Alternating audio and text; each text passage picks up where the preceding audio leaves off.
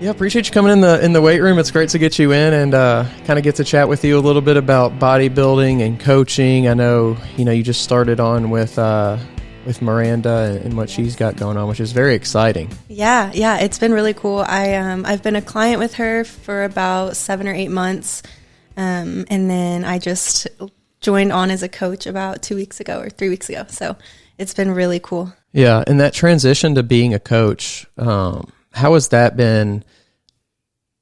Like eye-opening to just the different perspective of the sport of like bodybuilding in general, and then just like kind of also having to handle other people's problems and just life situations in general.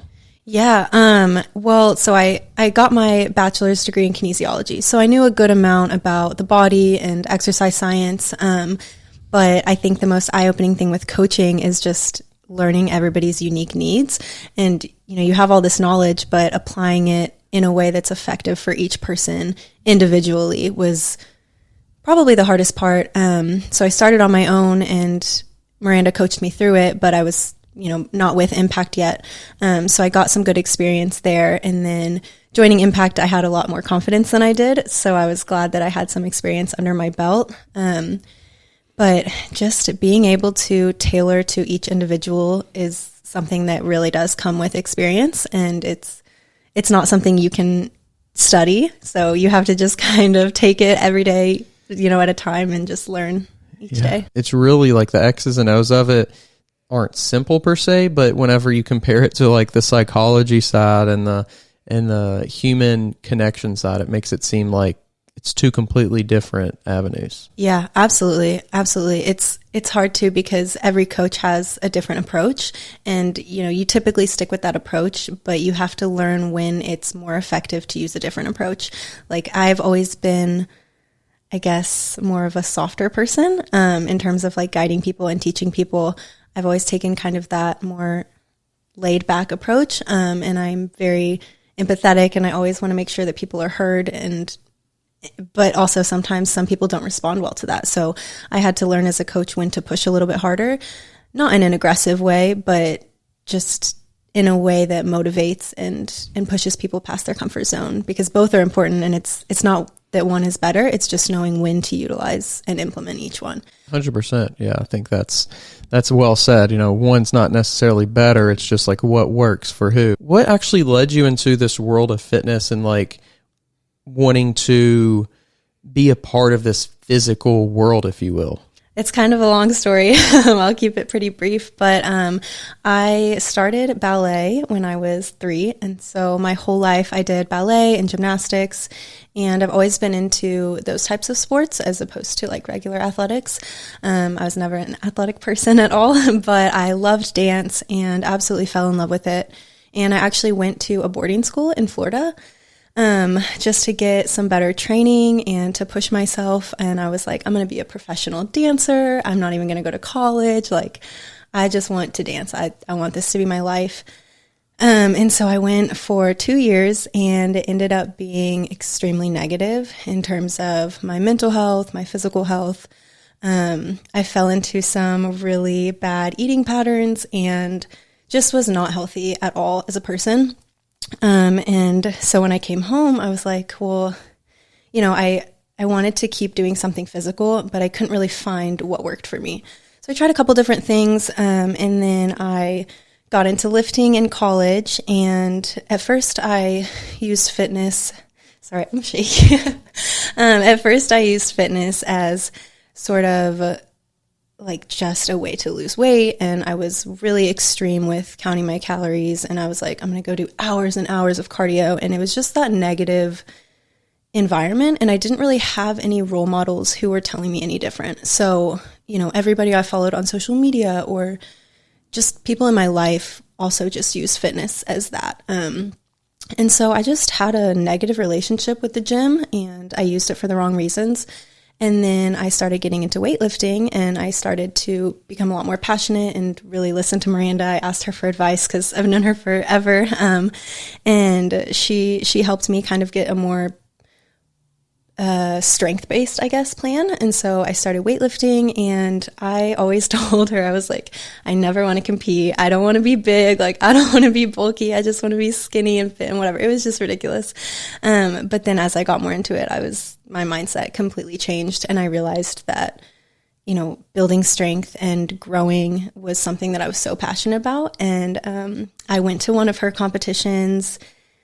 I don't know if it was her first one, but it was the first one that I went to. And I remember just seeing her on stage and being like, oh my gosh, this is so cool. And it's not a common sport, so it's not something that people really see often. And so I had never seen it. And so seeing her up there, I was just like, that's really cool.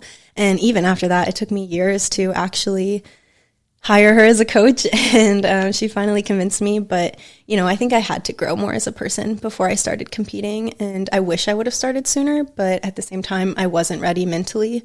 I was still struggling with disordered eating patterns and just not taking care of myself, mentally, physically, emotionally, any of it.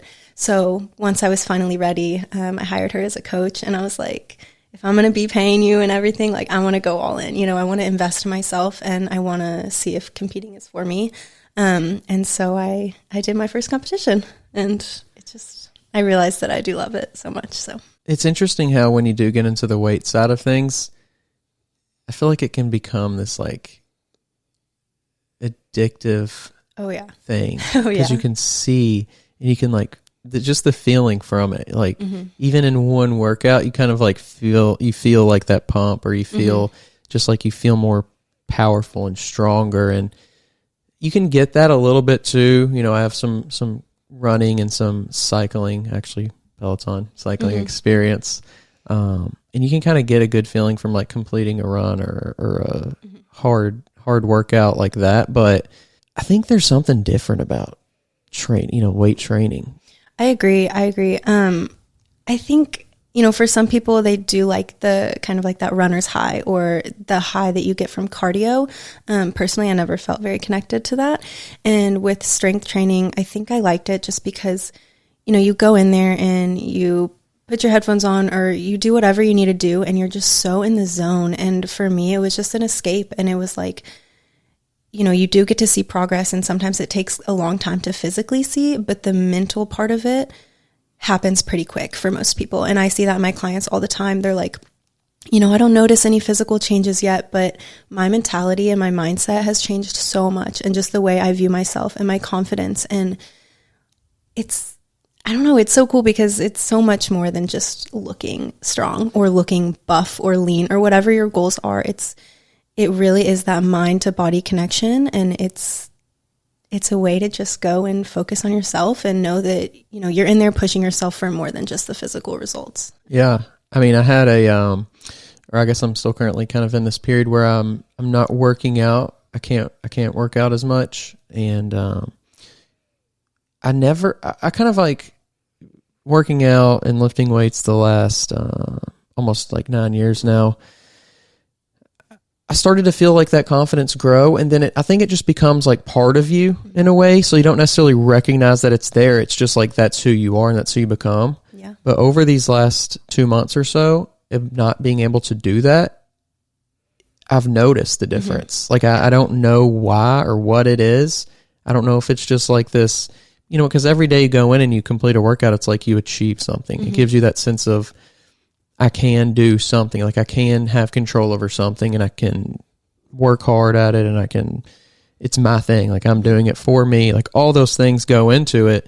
And then when I couldn't do that anymore, I started to notice a little bit of like that confidence, but also kind of like a feeling of self, like not kind of like a self-doubt in a way. Are you tired of struggling with marketing and system management? Well, Big Play Digital is here to change the game for you. Their mission is simple: to provide seamless support in digital marketing and system management so you can focus on what truly matters, delivering exceptional fitness service to your clients. Big Play Digital understands the unique demands of the fitness industry. They've tailored their software and services specifically for your needs. From SEO to email marketing, social media, and content creation, they've got it all covered. Big Play Digital offers comprehensive system management solutions designed specifically for fitness professionals. It's time to take your fitness business to new heights. Like it left that void of accomplishment, I feel like. Yeah, absolutely. And the skills and the things that you use in the gym during your lifts don't just apply to the gym.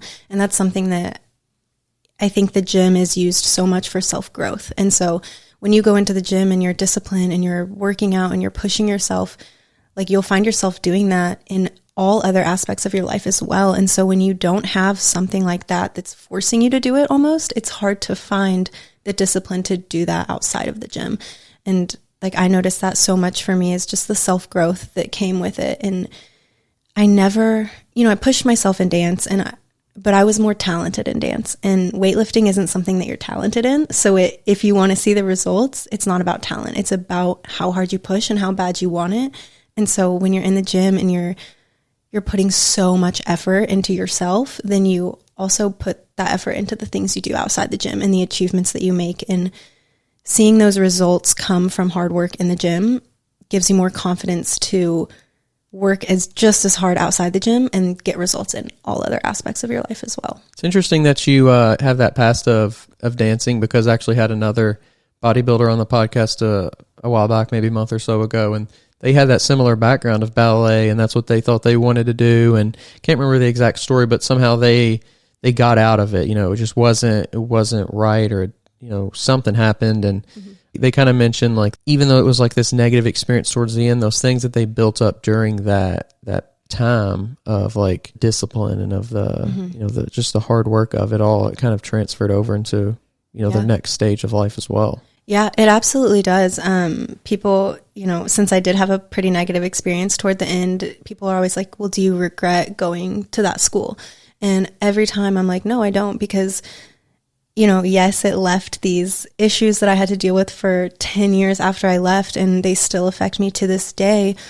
But at the same time, I learned that I am more than my body, and I am more than what people are telling me. And I had dance teachers tell me that I wasn't enough all the time, and that I didn't look the part, or I didn't, my technique, whatever it was that needed work. But I learned so much discipline, and that was like the first spark of like, oh, I'm more than this. And my self-worth is not determined by you and your opinions of me.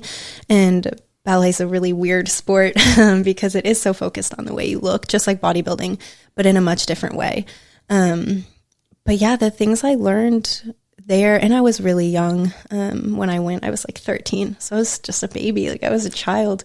But I still learned a lot about myself, and I realized that, I do have discipline to push myself, and that just wasn't the area that I wanted to do it in. And my passion for it really fell off because my mentality wasn't there.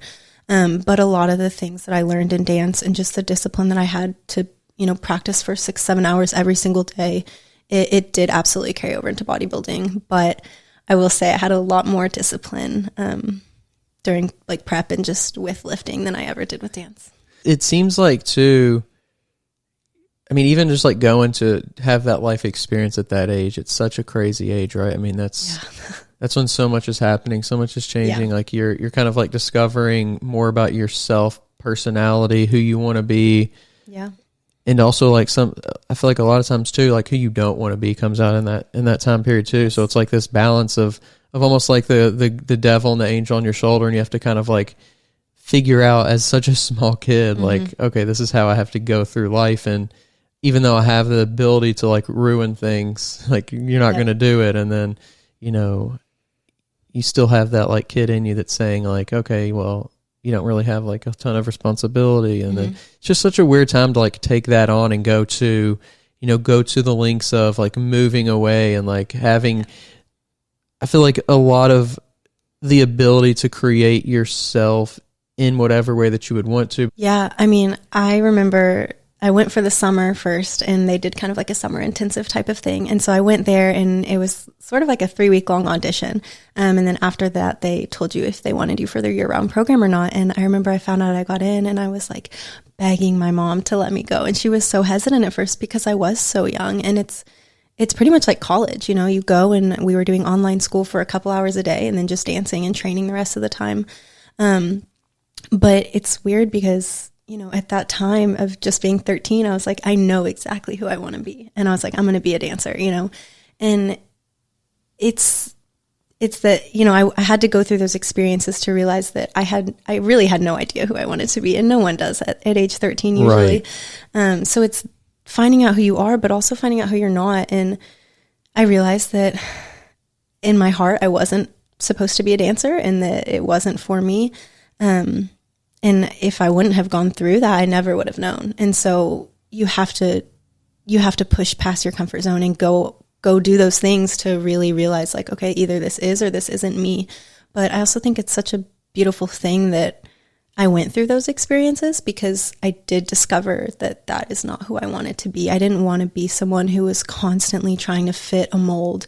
You know, you always see ballet dancers, they're like these tall, skinny, beautiful girls, and that's wonderful and fine, but I didn't fit that mold. I was never tall and skinny, and I never had the long legs and the whatever, and I was trying so hard to make up for it in other ways, but it became so unhealthy. And then I realized, like, okay, I thought I had my entire life figured out just as a child, and I had no idea who I really was. And it was a very hard reality to, like, leave there and be like, what in the world am I going to do now? Like, who am I going to be? But it forced me to discover what I genuinely was passionate about, and not just what I wanted to do, but who I wanted to be and what attributes I wanted to carry with me.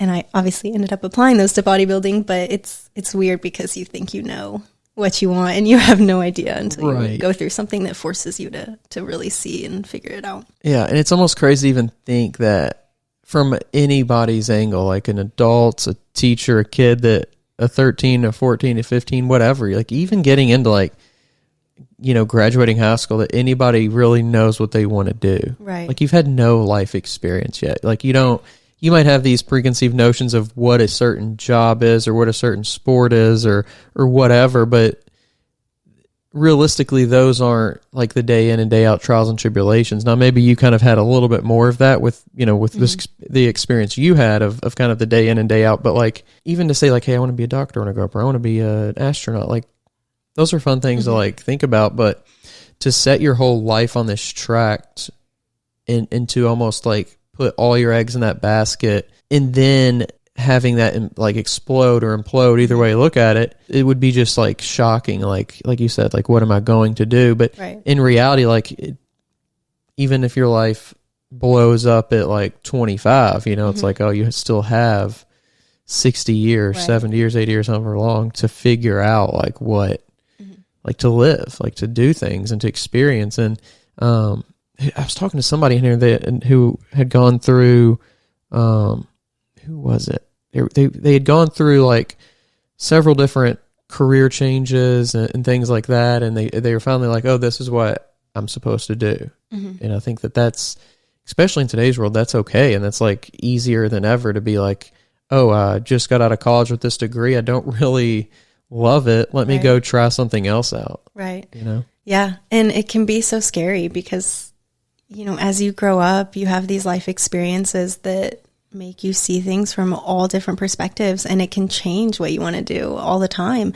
And it's terrifying, but at the same time, it's so cool because, like, as humans, as people, we're always evolving. And so why are we going to choose one path in life? You know, I think that obviously you have your passions, you have the things that you're drawn to, and the things that you want to engage in and participate in. But I think it's really cool that those things can change, and that as you age, you have different views on things. And, you know, no one ever really knows what they're supposed to do or meant to do, but it's like, what do you want to do? And follow that, and, like, go at it with everything you have, and just don't hold back. And if it changes, it changes, and there's nothing wrong with that. Or if you do the same thing for your whole life and that's what you love, then so be it. You know, it's really just a personal journey, and it's a cool thing. Yeah. We put these, like, expectations on ourselves, and we have, like, outside expectations that we think we have to, like I said, kind of know what we want to do and go into this, you know, get this degree or get this whatever, and,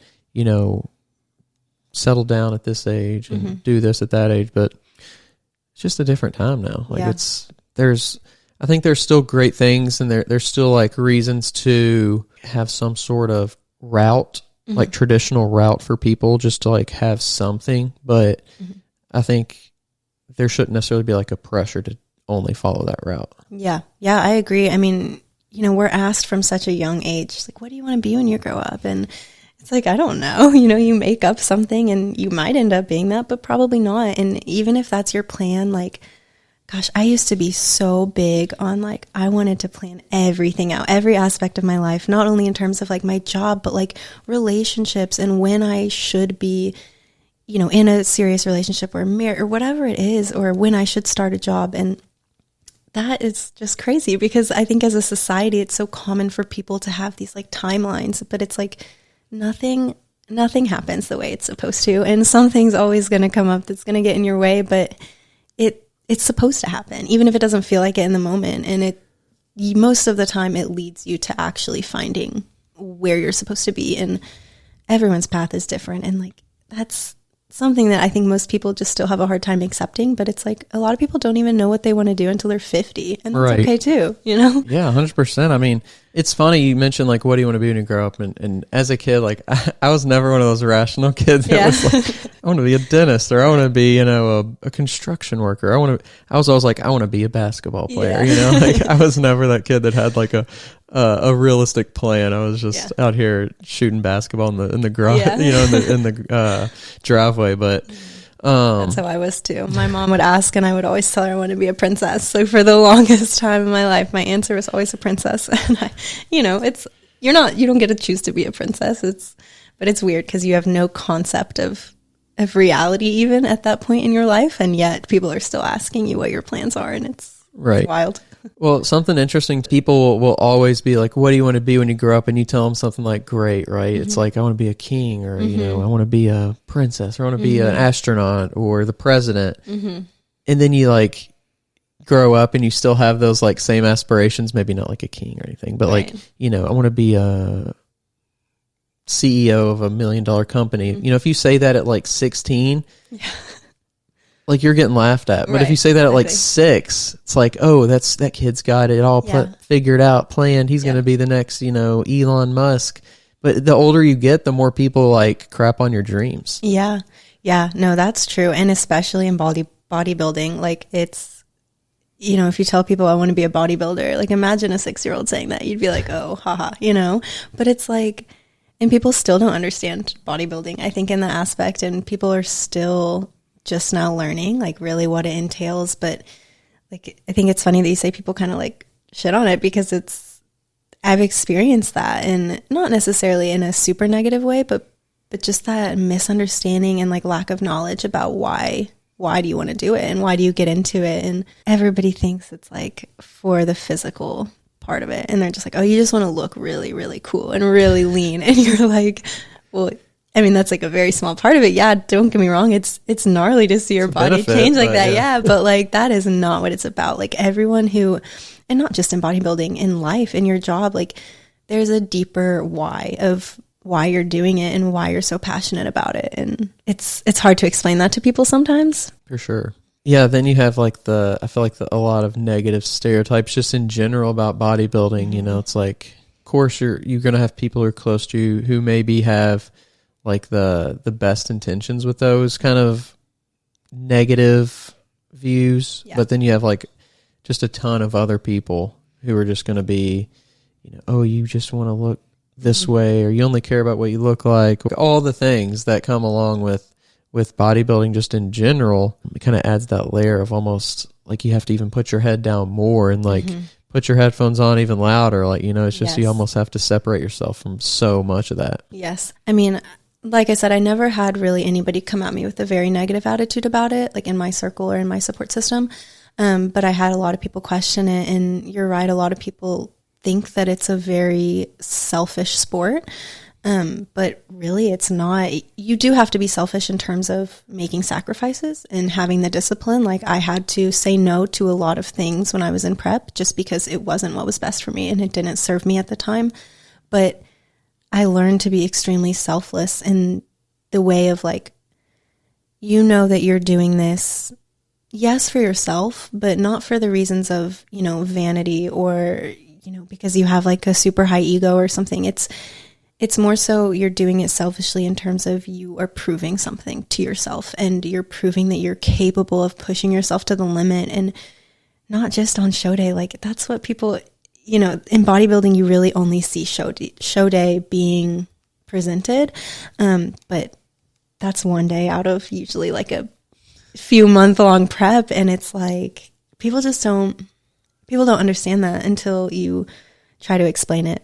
I mean, not to mention the prep, but also the, just like the in-betweens, right? Like, I mean, that to me, it seems like it almost be the hardest part, because you don't have like this, okay, in 16 weeks, this is going to be the goal. It's almost like you're working and working and working, and you don't exactly know like what you're digging for, if anything's down there. Yeah. And until you do set that date, and it's like, all right, now we kind of have this. But in the meantime, so much, you know, you get to be a little bit more free and little things like that, but it's still, compared to the average Joe, like it's crazy even then. Yeah. You know, even at that point, you're extreme. Yeah. I mean, obviously prep is very extreme, but you know, after a show or in your off season, like for me, it's actually been way harder than prep ever was.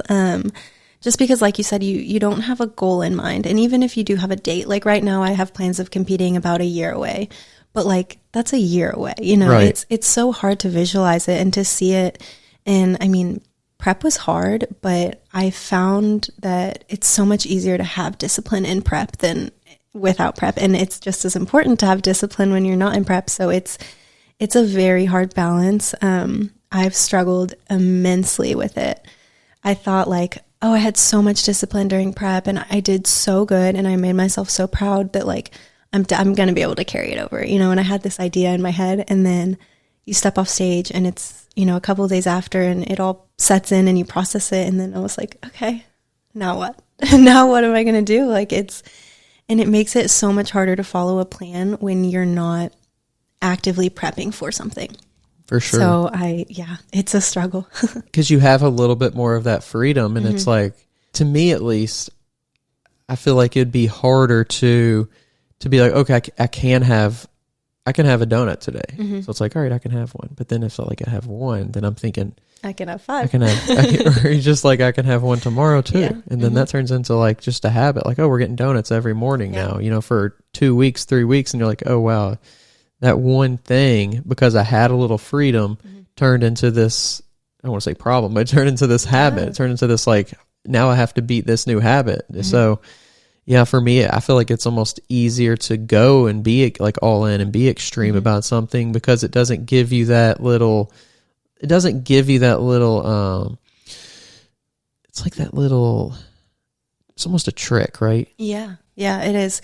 I really have struggled with that a lot, because, you know, while you're in prep, you're like, oh, I can't wait to have freedom. Like, it sounds so nice in the moment, and then you have it. And this isn't true for everybody. A lot of people are really good with balance and freedom after prep.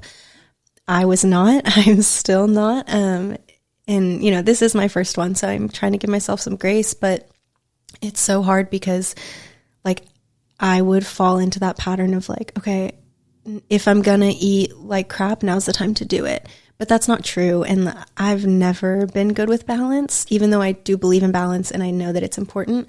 I've always been someone who needs a plan, and I always tend to fall to one extreme or the other. So like, that's why I was really good in prep, because it was so extreme and I had no problem really sticking with it. I wasn't perfect, but I did a pretty good job. But then after prep, like I tried to let myself have way too much balance and too much freedom. And, you know, obviously you want to give yourself a little bit of that, but at the same time, like it makes it harder, and it's not really what makes you feel the most proud.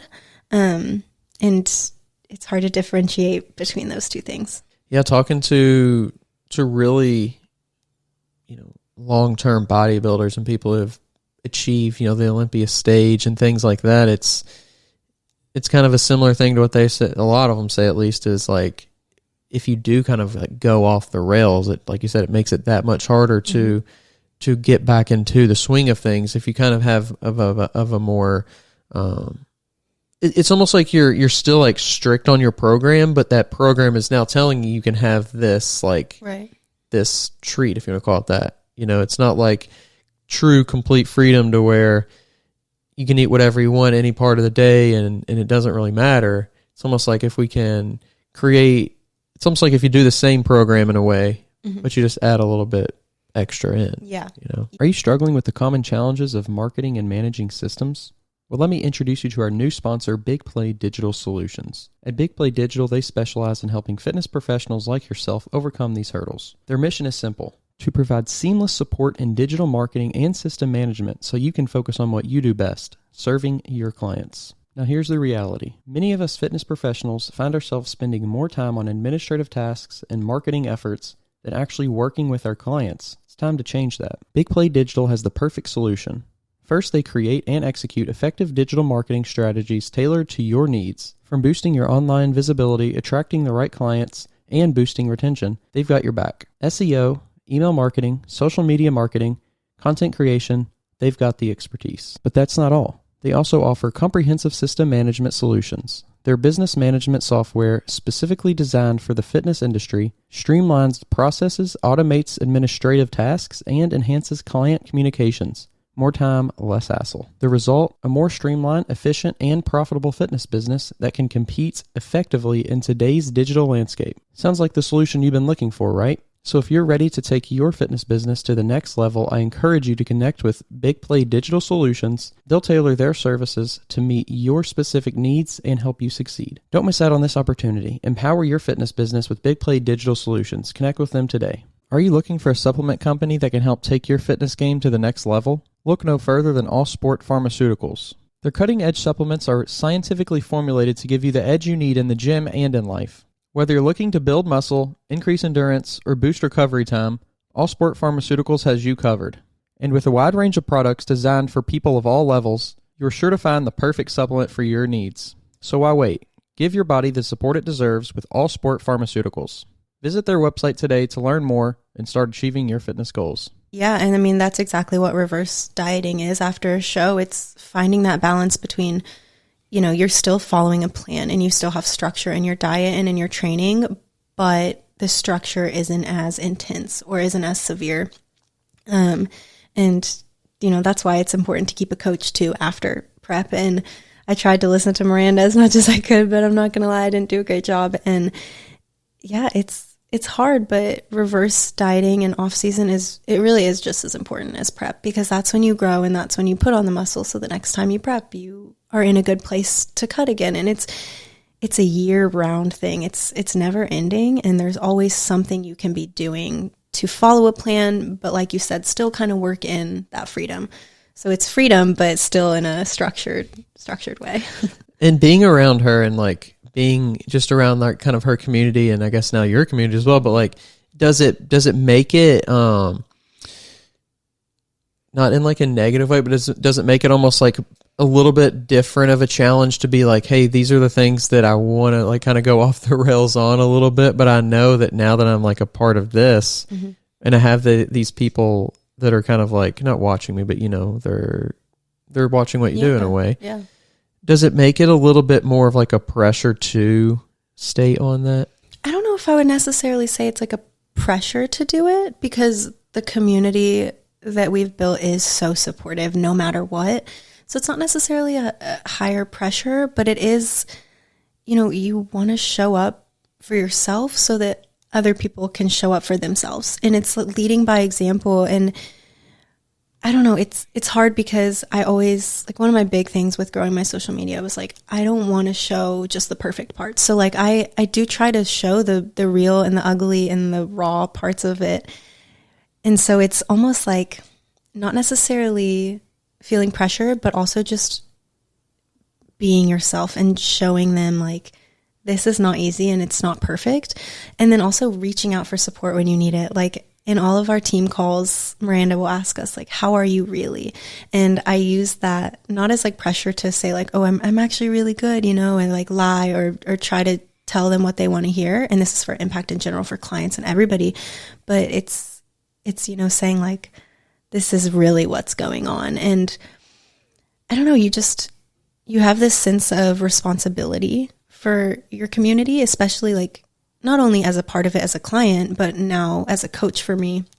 I did feel responsible as a client as well, just because, you know, you you're a part of this community and people do look up to you no matter whether you're a client or a coach. But now that I'm a coach, especially, it's like, how can I sit here and tell my clients to do this and to follow their plan if I'm not even doing it? And I'm not saying that I'm perfect all the time, because I'm not, but it's identifying the issue and, you know, using that as an example to lead and to inspire and to motivate.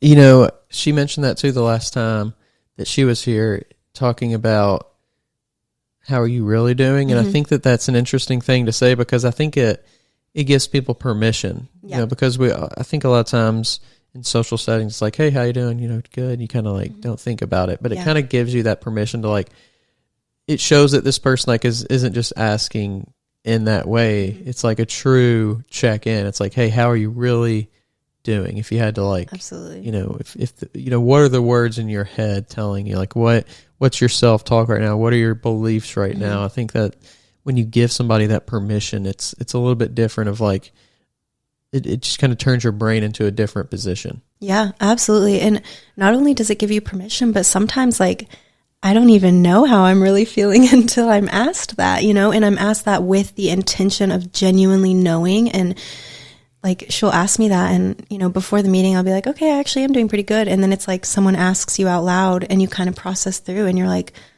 oh, well, I'm actually struggling in this area. But sometimes it's hard to even have that like self identity of, oh, I am struggling in this area, until someone allows you to say that and creates that safe place of like, hey, I really do want to know, and I really do want to help. And so it's a really important question, because like you said, you know, no one can count how many times in society someone's like, how are you? And you say, good, how are you? And it's like this automated response, but it's like, you're not good all the time, you know? And it's important to connect on that deeper level and to really identify your true feelings and have people who support you and are there for you. I mean, especially kind of, you know, going through something for a lot of people that is so challenging in regards to like physically challenging as well as mentally challenging, just trying to, you know, develop new habits, trying to break old habits, trying to become like a different person, I think, in a way. Yeah. And that's such a weird thing, because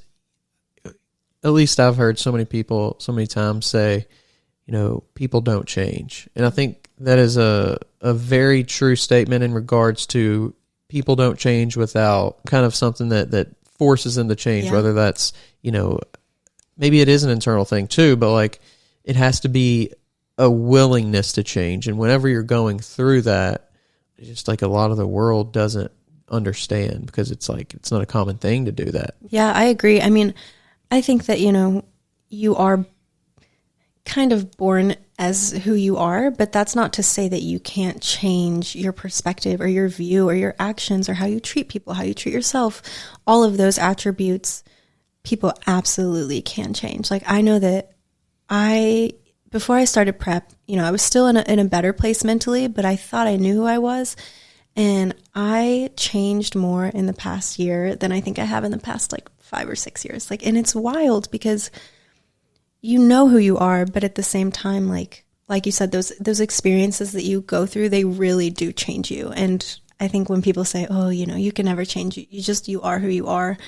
You are who you are very deep on the inside, in terms of like just being uniquely yourself and being authentic to who you are and your values. But you can absolutely change, and we are always changing and growing and evolving and going through new things that just open your eyes to experiences that do shape you as a person. Right. So kind of going back in time a little bit, I want to talk about something we mentioned at the beginning. You were talking about getting into the gym and starting to lift more weights. What was that experience initially like for you? Oh gosh. I will say I am very guilty of, I used to look at like really muscular girls, and I would be like, and I told Miranda this and we laugh about it all the time, but I would literally straight up be like, Miranda, you look great, but I don't want to look like you. I don't want to be that buff. I don't want to be that muscular. And that was just me being young and naive and having such an external force of like what society deemed beautiful for a woman. And I obviously have grown out of that, and now I'm like, I want to be so freaking big and strong and, you know, all the things. But when I was first getting into lifting, I remember I felt so dumb. And like, I think that the environment in the gyms now is a lot different. It's a lot less judgmental because it is becoming a lot more common for people to start lifting, especially for women. But yeah, I just felt like I had no idea what I was doing. Every exercise I did felt stupid. Like I couldn't get the form down. But once I kind of got out of my head and I was like, I had to figure out why I wanted to do this and like why, apart from the physical aspect. And I did want to get stronger. But it's kind of just finding like why, like I said, just kind of that why, and knowing that you're using that to drive you. And then once you start getting into it, it's like you said earlier, it becomes addicting and you start to crave it. And it's like, it became something that I was kind of, at first I was forcing myself to do it because I was like, I wanted to get into it, but it kind of felt like a chore. And now it's the best part of my day, every single day. And I know that sounds cheesy, but it's true. Like it really is something that you can't take for granted. And I don't know. It's weird how your perspective around it changes. How long did it take for you to be like, okay, I'm going into the gym and I'm kind of pretty comfortable walking in and like kind of knowing what's going on here, like what I'm about to be doing? How long did that take? A long time. But I think part of that too is, you know, I started getting into it in college. And so I went to UK and there were 2 gyms. One was built a little bit later while I was there, and it became like the big one that everybody went to. And I refused to go to that gym. I actually liked the setup of the older one anyway, but I think it was also just more comfortable for me. But it took a long time, and, you know, you go in there and like a lot of times I would go in and I was the only girl in the gym who wasn't on a cardio machine. And again, it's becoming a lot more common now, but, you know, 6 years ago when I started getting into it, like I was surrounded by men, and that's not always a bad thing, but it's very easy to be like, okay, should I even be here? Like it's uncomfortable and it's scary, until you build that confidence. But now that I have it, it's like, I'll still go into the gym sometimes and be the only girl, but I'm like, I don't care, you know, like I'm here and I'm doing what I love. But I would say it probably took a solid year or so of going to the gym before I genuinely felt comfortable, like just going in and doing what I needed to do for myself and not caring about what anybody else thought. Right. It's interesting you mentioned the new gym being built. I went to Northern Kentucky and it was kind of the same situation for me. I started going during like my freshman year. It was maybe like right before winter break. They like took all the gym equipment and put it into like this really, really tight. It was actually, I think in the gym, like in the actual like basketball gym part. And I was just like, man, I got used to this thing, and now they're changing it up. And it took me like, I don't know how long it was, but I feel like it was a long time. It was probably in like a week to like get back in there and like start to, because everything was just like so tight, so cramped. But I got in there and I was like, oh, this is even better. And then I was just like, man, I hope they never finish this new gym. And then when they did finish, I was like, oh, I hate this new gym. I wish it was back to like, you know, cramped and everything and like the old way. But, you know, the gym that they did build was really nice, and I got used to that one. It's funny. I'm such a creature of habit. I would rather, I think it's like the devil you know versus the devil you don't, right? But I would much rather be, just in my natural like personality, I'd much rather be familiar. I feel like there's not too many places that's really like a gym. No, not at all. And like for bodybuilders or just people who are into lifting, like I can say for myself, like the gym is like the only place I go to on a regular basis. And so it's easy to just become like so obsessed with it in general, and just like the environment. And like I don't do anything. I don't go anywhere. The gym is like my home. So it's easy to find that and like not want to ever give it up. I think it's funny because like whenever we travel, like I'm always looking for like the newest gym to go try, or like where normal, like most people are like, oh, what good restaurant can you go to? You know, it's funny. I'm always like, all right, what gym are we going to? Let's go find it. But yeah, I'm the same way.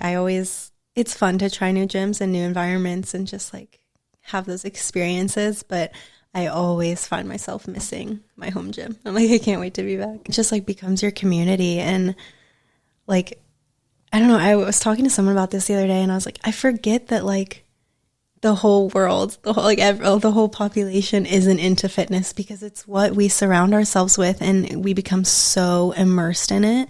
And then you go out in the real world and you're like, oh, people, don't take it as seriously. And I'm not saying that's a good or a bad thing. Like that's fine. Everyone's on their own path and stuff in life. But like, it's weird because we're so in this community, and it really is a much smaller community than I think we realize a lot of the time. Yeah, it is. Do you ever find it challenging almost to like relate to other people?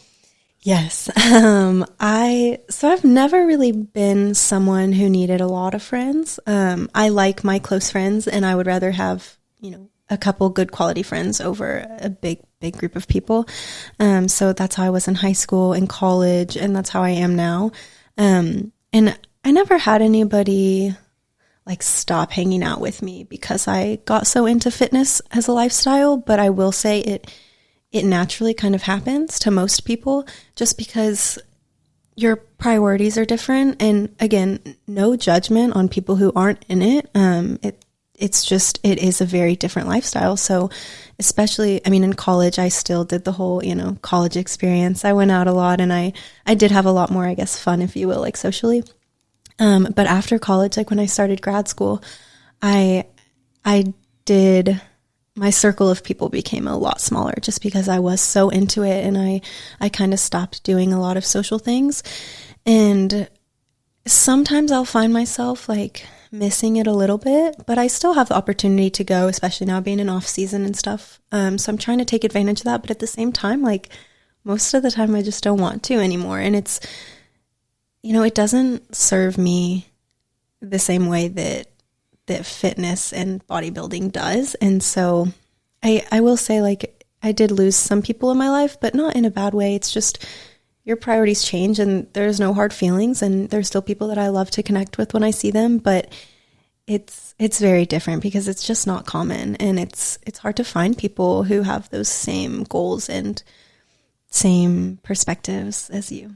It almost feels like whenever I get, really into that kind of more structured lifestyle and not drinking and not, really focus on what I'm eating.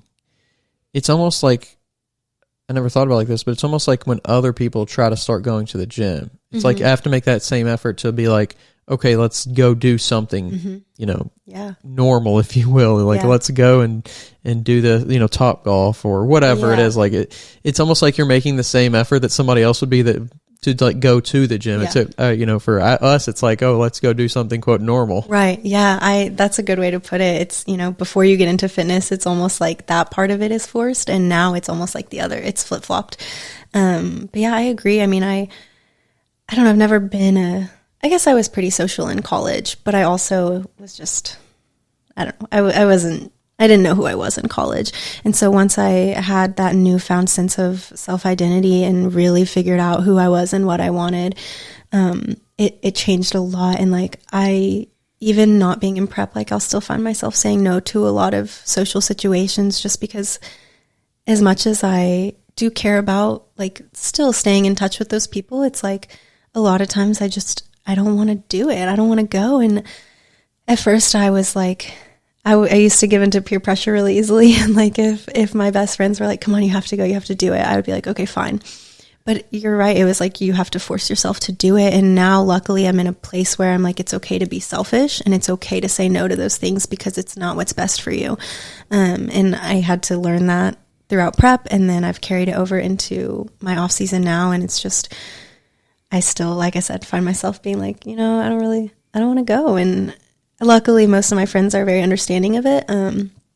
But yeah, it's very different because I know that I need a little bit of a social life, but sometimes I do have to force myself to do it. Yeah. It's funny. I was talking to somebody the other day, and they were like, I want the invitation. Yeah. But you don't want to go. But you don't want to go. And like, Yes. and they know that you're Yeah. probably going to say no, but I Yeah. still want them to ask. But it's nice to know that you're still being thought of and still being included. And that's funny because my best friend and I talked about that. She was like, I'm still going to invite you, even though I know you're in prep. Like, she would still invite me, and it was so sweet. And it is just nice to know, because it's easy to feel unwanted. And it's like, from the other view, it's like, they're not inviting you because they don't want you there. It's just because they know you'll probably say no. And that's totally valid. But it is nice to know that, like, you're still wanted and you're Right. still included, even if you're not going to do it. Right. I'm not a going out kind of person. Like, I would much rather, honestly, I could go out a few times a year and be fine. Like, Yeah. but then you, like you said, you want that feeling of, if you wanted to go, you still have people to go with. Right. But Yeah. that's just been kind of ingrained in me a little bit. But how long did it take you to, when you kind of started thinking about bodybuilding?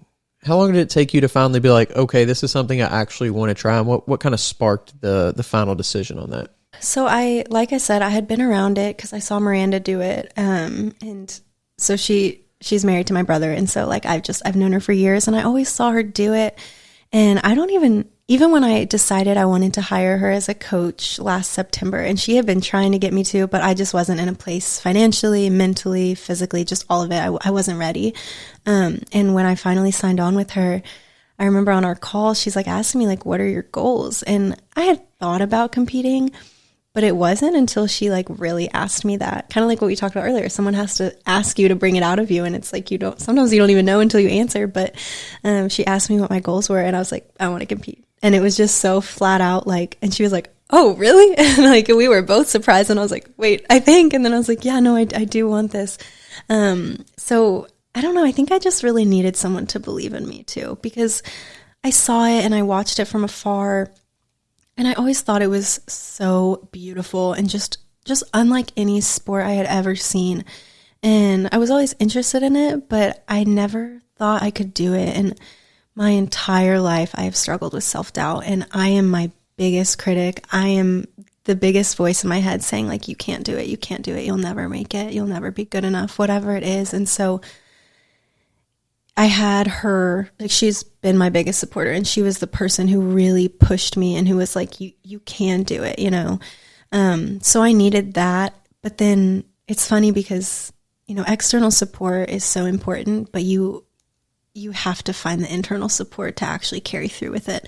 And I just didn't have that for a lot of my life. And especially when I started lifting, I didn't have that. I relied on everybody else to tell me that I could do it. And so she instilled that in me and, was like, you have to push yourself and you have to dive right in, and there will never be a perfect time. And I think that was a big thing too, is I was waiting to, like, know. Like, I thought there would just be, like, some sign from the universe that, like, all right, you can start competing now, like, you're ready. But there isn't, and there never will be, really. So I had to just decide, like, dude, you're either going to go for it and fail miserably and learn from it, or, like, you're going to go and you're going to surprise myself. And, like, luckily that's what did happen. Like, I did surprise myself in terms of what I'm capable of. But yeah, I had to just go for it. And I did need her, but at the same time, like, I had to find that within myself. Having talked to her on 3 different podcast episodes, she's probably one of the most, like, energetic people Yes. that I know. And, Yes. And how did that, like, how do you feel like that almost, like, energizes you as well? Oh, absolutely. Her energy is infectious. And I think that goes for everybody. Like, you feed off other people's energy, no matter, what that energy is. If someone comes to you and they're, like, in a really negative mood, you could be having one of the best days of your life, but, like, you're going to feel that. Or at least personally, I do. I'm extremely empathetic. So, like, if someone's upset, I'm upset for them. Or if someone's crying, I'm crying with them. And I take on those emotions as myself. And so for Miranda, it was that same thing, but in a positive way. And she is so energetic and she's so motivating. And yeah, it is infectious. And I definitely fed off of her energy, but it shows you that, like, you have that energy and that drive in yourself. Sometimes you just need a little help, like, bringing it out. But yeah, she's always bubbly and happy, and even, you know, like no one's life is perfect. So, but even when it isn't, like she still has these values and this drive in her that is very, very cool to see. There's that saying that says like you are a mixture of like the 5 people in your life that you're closest to or something like that. And I do think that's true to some extent. And I do think it's important to feed off people's energy and not necessarily match it, but like, you know, if someone's having a miserable day, it'd be so rude to just be like, oh, I don't care, I'm going to sit over here and like act all happy. You know, like obviously you want to show people that you care, but at the same time you do have to learn to kind of dissociate as well, because I didn't learn this so I'm in OT school and I had a fieldwork rotation and I was in a mental health facility. And so every single day there's negativity and there's just, you know, these kids, these teenagers are going through these horrible things. And I told my supervisor, I was like, I'm going to let you know right now, like if those kids start crying, like I will probably cry. And that was the first time I had to really, really figure out how to be empathetic, but still know that like you can't take it on fully, because you have to be strong for the other person, you know? And the same thing goes with like positive energy.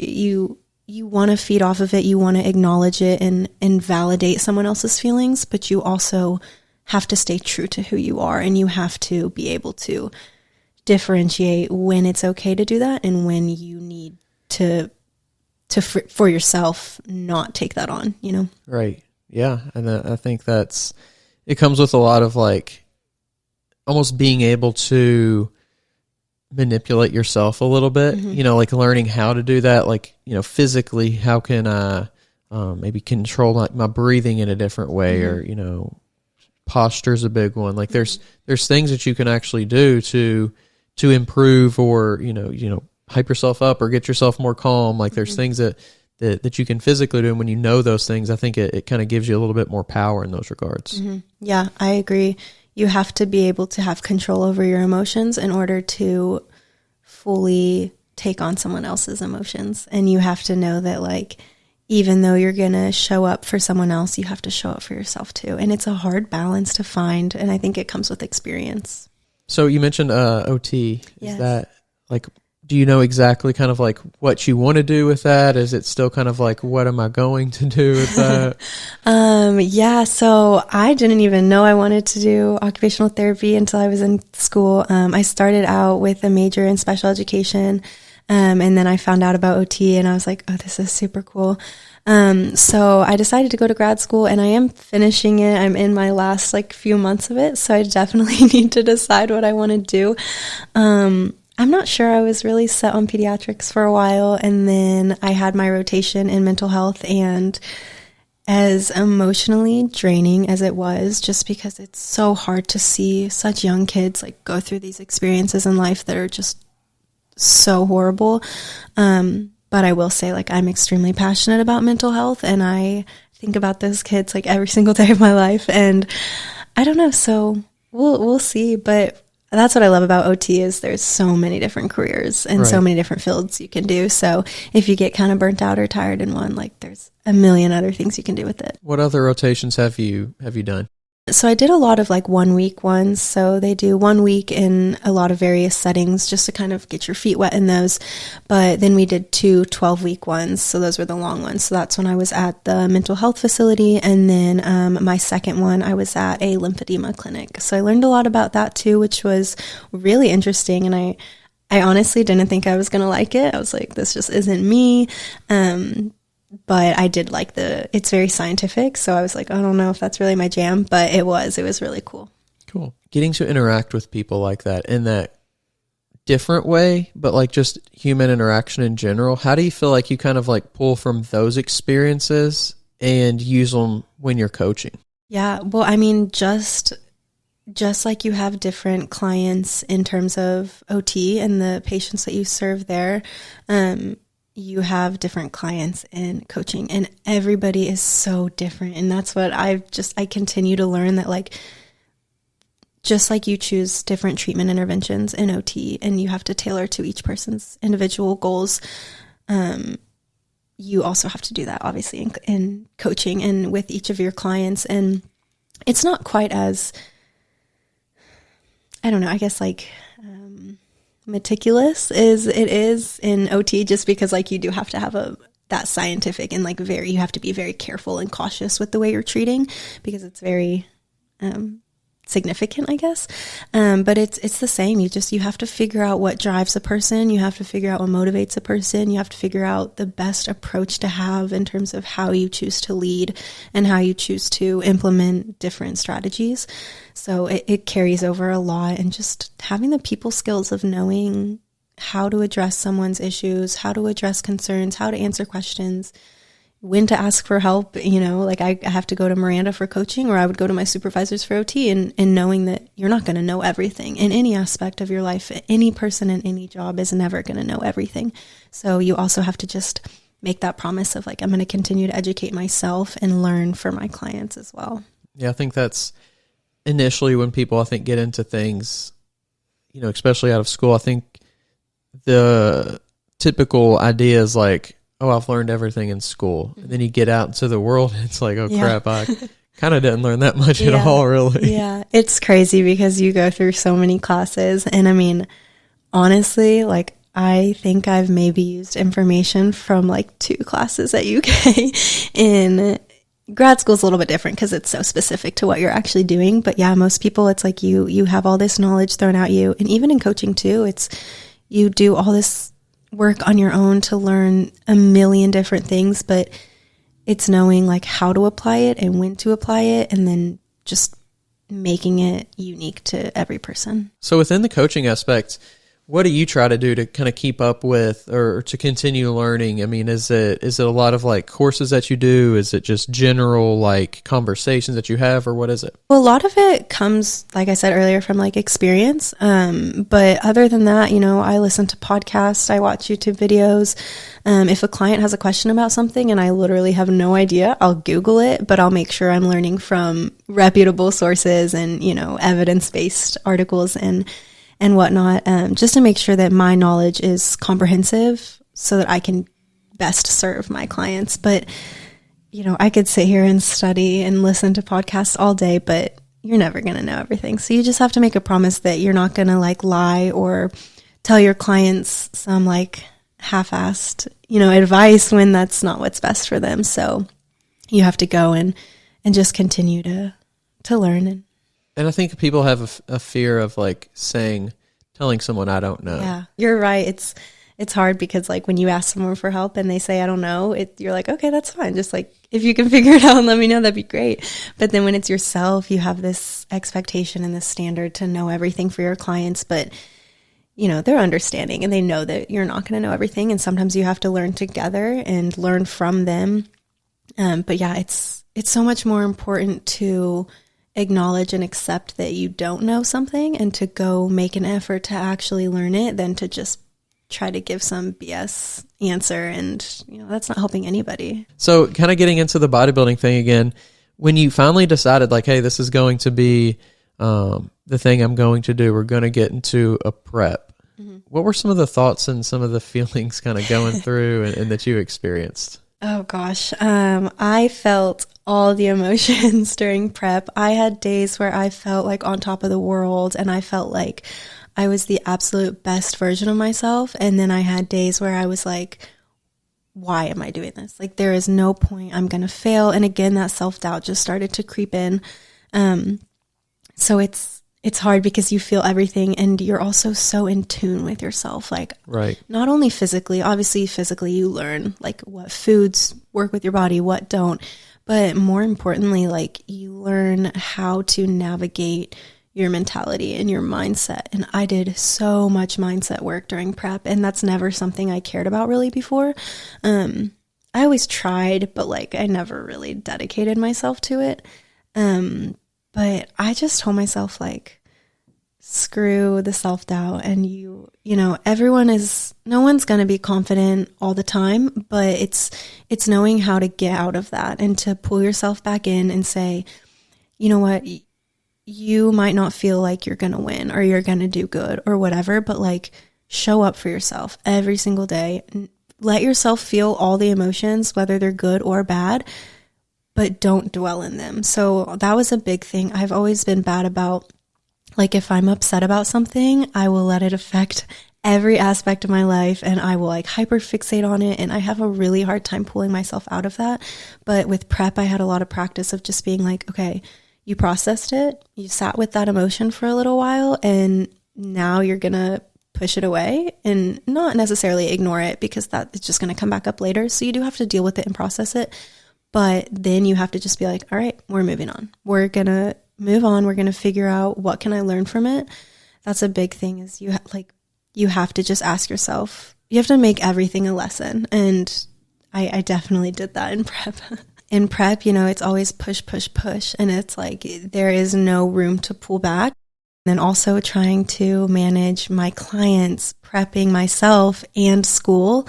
And I had another part-time job at the time. Like it was just insane. And I was the same way. Like if I started on something, I had to finish it right then and there. Or if I had a problem, like I had to fix it in the moment. But you have to learn when you have to pull back. And it's just as important to pull back as it is to push yourself harder and further. But that's something that is not easy for a lot of people.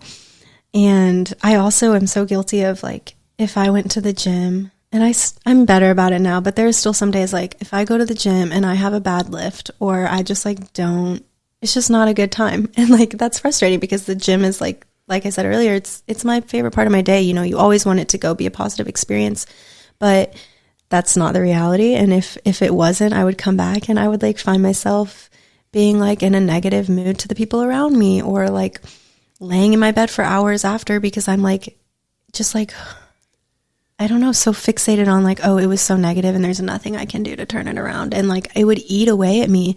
And I had to differentiate like, okay, I went to the gym, I had a bad lift. It is what it is. Like that was a problem in and of itself, but I can't let that ruin my whole day, you know? Right. I feel the same way. You know, sometimes when you go in, like if it's not a normal time and I kind of found myself more during college having this problem of like going when it's super busy. So you have like this plan of what you're going to do and what you want to do. And it's like, okay, this person's been on this machine for like 18 minutes and you're just like, it's the first thing you got to do. So you're just sitting there and you're like, you're trying not to like be that person that watches them or like stands over them, but you still want to like not be, but you also don't want to like be awkward and like just standing there like in the middle of the gym. And then I don't know, I just started to like get angry. I was like, God, like just mad just for no reason. Yeah. Cause it's like, okay, I mean, college, it's the end of the day. I don't have anything else to do. If I sit here for another 20 minutes, things will be fine. But just whenever you kind of get thrown off course like that, it's unexpected. And then, you know, you have to do kind of what feels like maybe like not a great workout. It's, I don't know. It is. I don't know. It maybe even feels worse when you get like a bad workout in versus like, why just did I even go? Right. Yeah. It's interesting like that. Trying to balance between knowing something and feeling something. Yeah.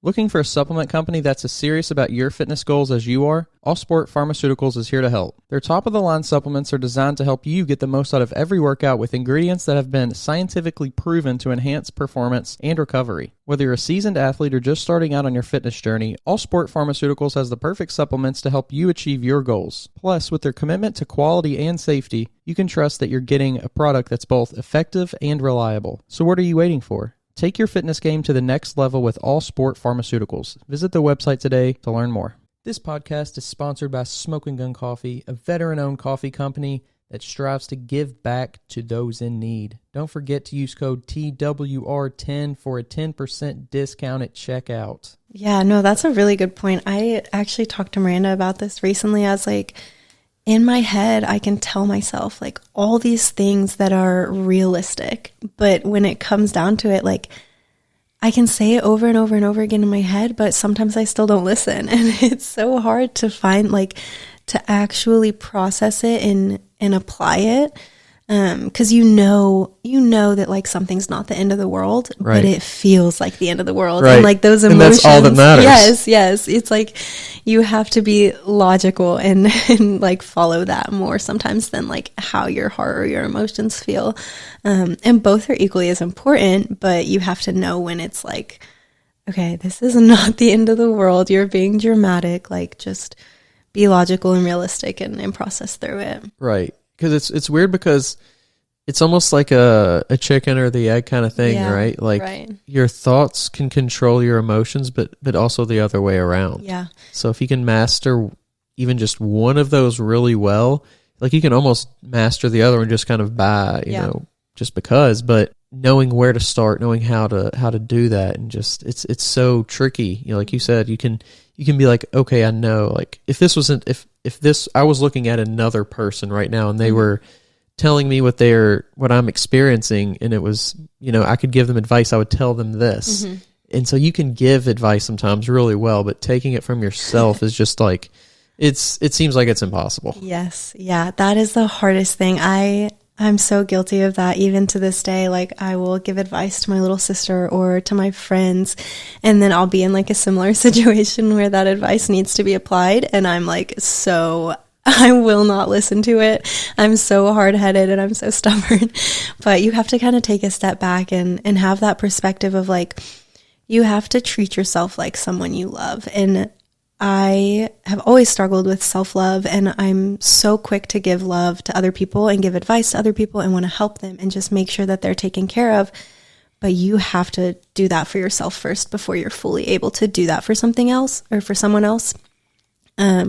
So it's really hard, but there's so many situations where I tell myself like, okay, what if this was so-and-so? Like, what would I tell them and what would I want them to listen to? And then you have to apply that to yourself and be like, all right, if you're going to sit here and tell that to someone else, your client, your friend, your sibling, your parent, whoever, you have to be able to also apply that to yourself, or else, you know, it's like hypocritical. And I think that's truly the value of having a coach too, because in bodybuilding, especially, you know, when you're in that prep stage, you can't be objective all the time, right? I mean, it's just your brain's not in that state. No, and you have to connect on a deeper level. Like, you know, there are coaches who will just kind of give you your plan and that's that. And, you know, I think starting out, that's how a lot of coaches are. Like even I noticed that like the ability to go further than just the physical plan, it does come with experience, but I stress to my clients all the time now, I'm like, there is nothing that you could ask or say to me that's like not appropriate or not applicable to like what I'm here to help with.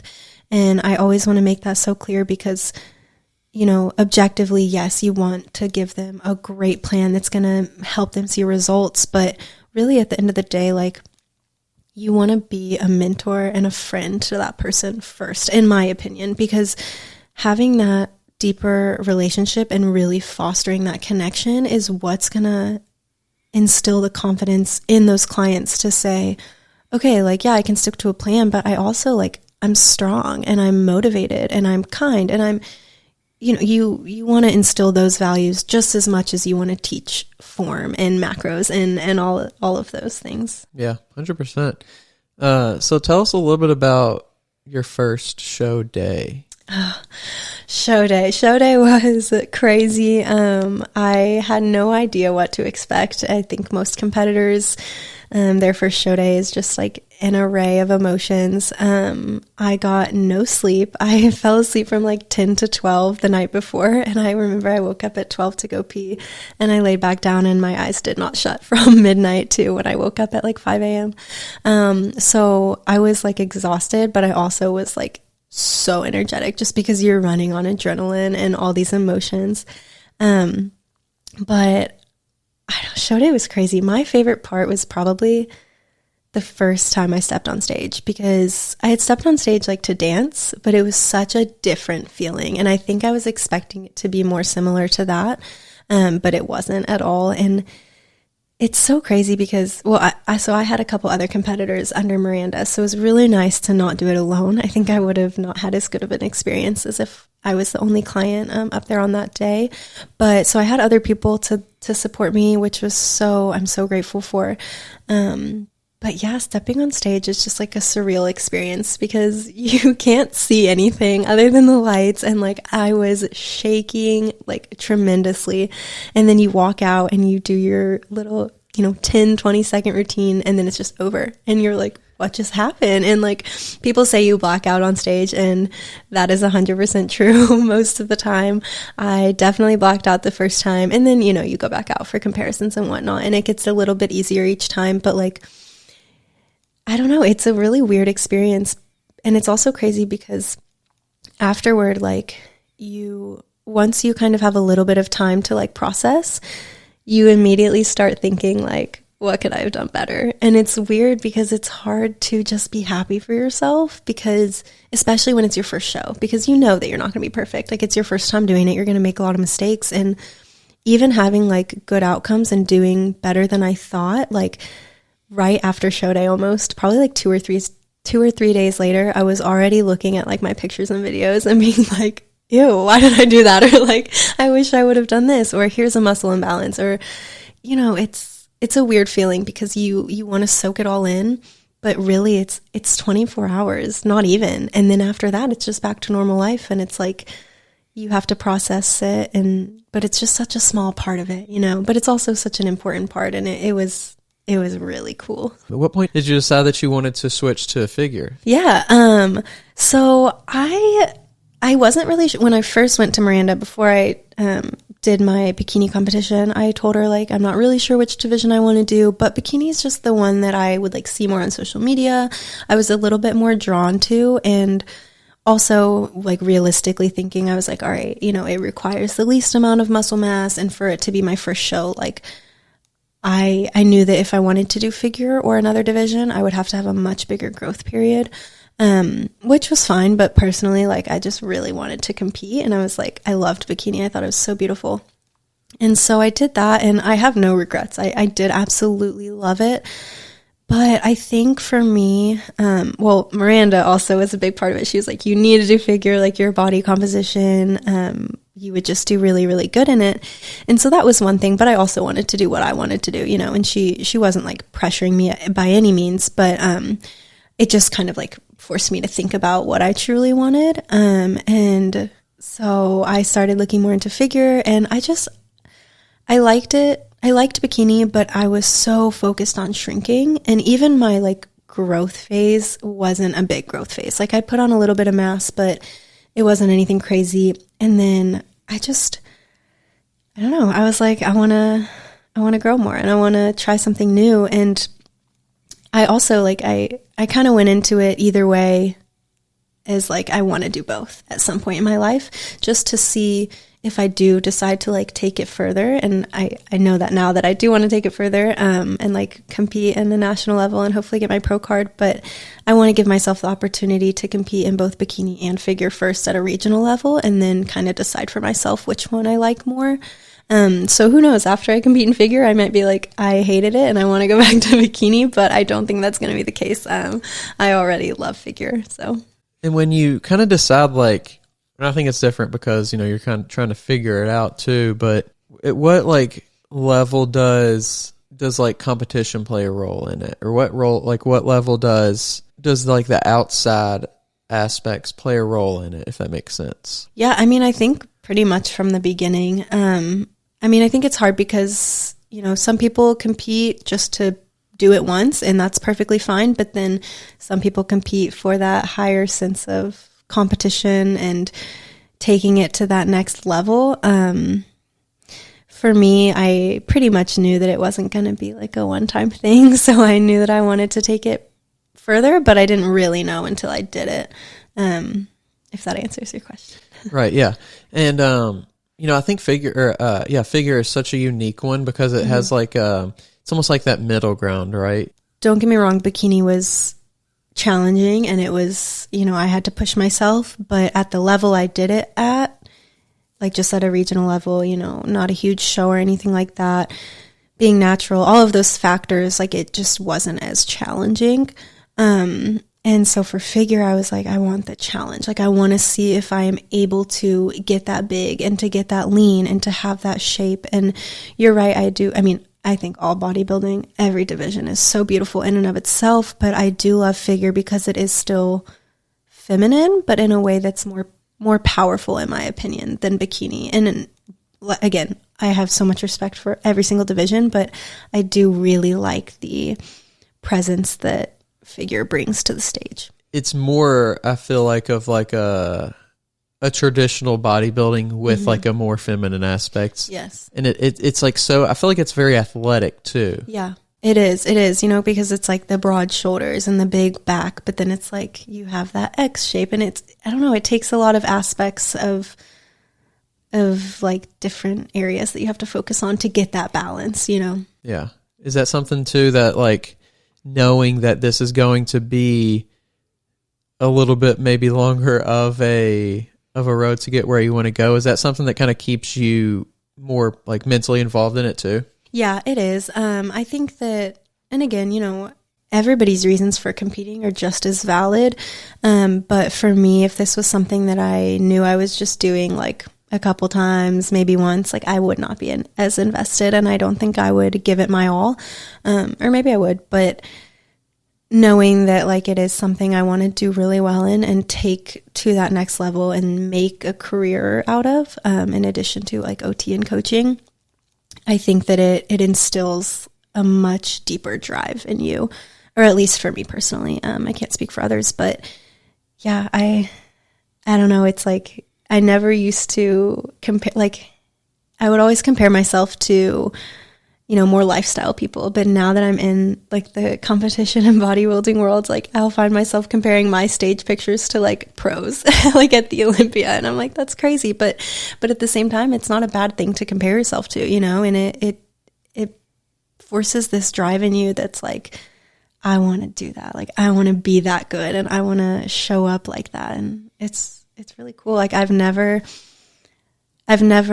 cared about doing so well in something in my life. Like even with dance, because the dance I did wasn't competition dance. Like we just performed. There was no competition in it. And I never, was focused on winning. I've never been someone who cared about winning or really succeeding in that way.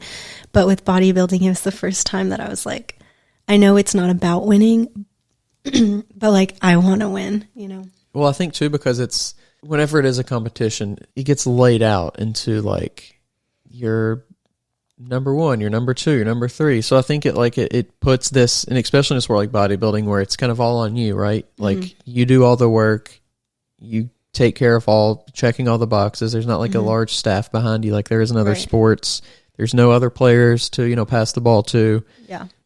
It's almost like this representation of, and whether that's for good or for bad, it's almost this representation of like, this is how much effort you put in. This is like how much care, how much you care about it. This is, this placement or this, and it's not a complete representation because you do have like the genetic factor and things like that, but it represents, like whenever you go up there, you are showing other people and the judges and the other bodybuilders, like, this is what I have been doing, and this is how serious I've been taking it. Like, it shows your level of commitment, and shows like what you're willing to do, I think. And I think that's why it's such a unique feeling. Absolutely. I mean, it's, I'd be lying if I sat here and said like I didn't care at all about winning or anything like that, because it is a part of it, but it's more so, like you said, knowing that you did well because you put in the work and because you cared about yourself enough to stand on that stage and have no regrets with how you trained and how you prepped for it. And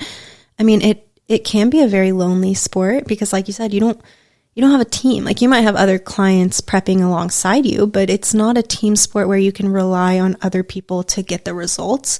You have to rely on yourself, and you have to just find that drive within yourself. And it was very lonely a lot. You go to the gym by yourself, you eat your meals by yourself, you do your check-ins by yourself, and everything is centered around you. But at the same time, you stand on that stage and you are representing yourself, and you're representing your work, and you're showing the world, like, this is my potential. Like, I'm capable of pushing myself, not only physically, but more so mentally. I mean, this sport, in my opinion, is more mentally tough than both out there or most out there.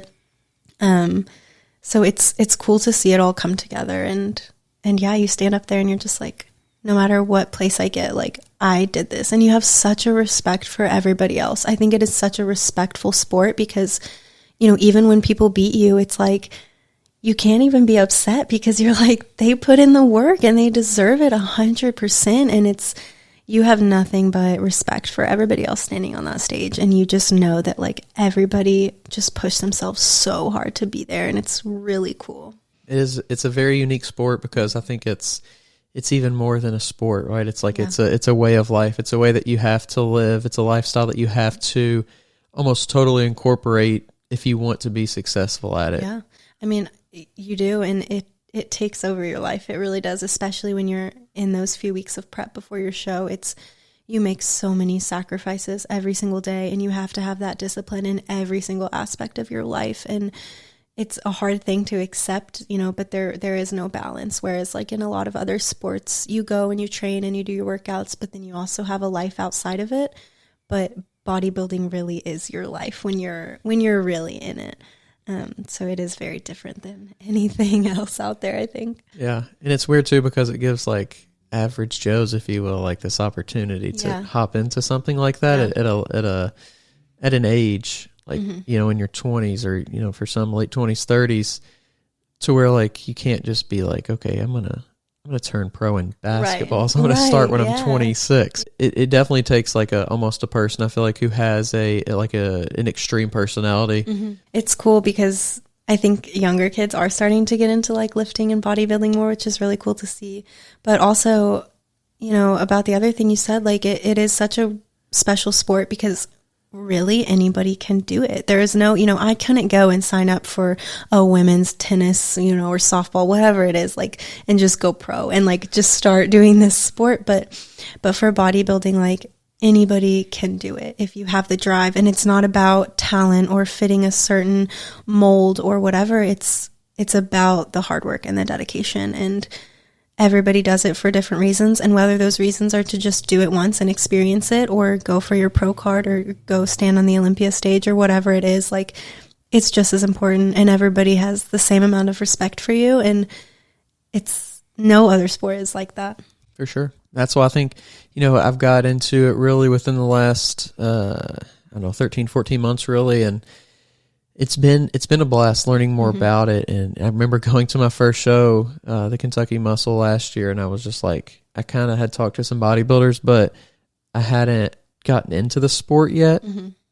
And it was just like, it was a foreign thing to me, still watching like, why are these people look different than those people? And then, getting to talk to like, it's crazy because having that such of a small experience in the sport, yet talking to, I don't even know, 10, 20 Olympians, and even getting to talk to Sid Gillen on the podcast. Like, it's crazy that bodybuilding has that kind of like relatability and like that ability to, what do you call it? Like that ability to connect with the highest level is just crazy. Yeah. Yeah. It's cool. It really is a community in and of itself. And whether you are a pro or not, you do have that relatability. And like I said earlier, you know what it takes, and it's really special. It is.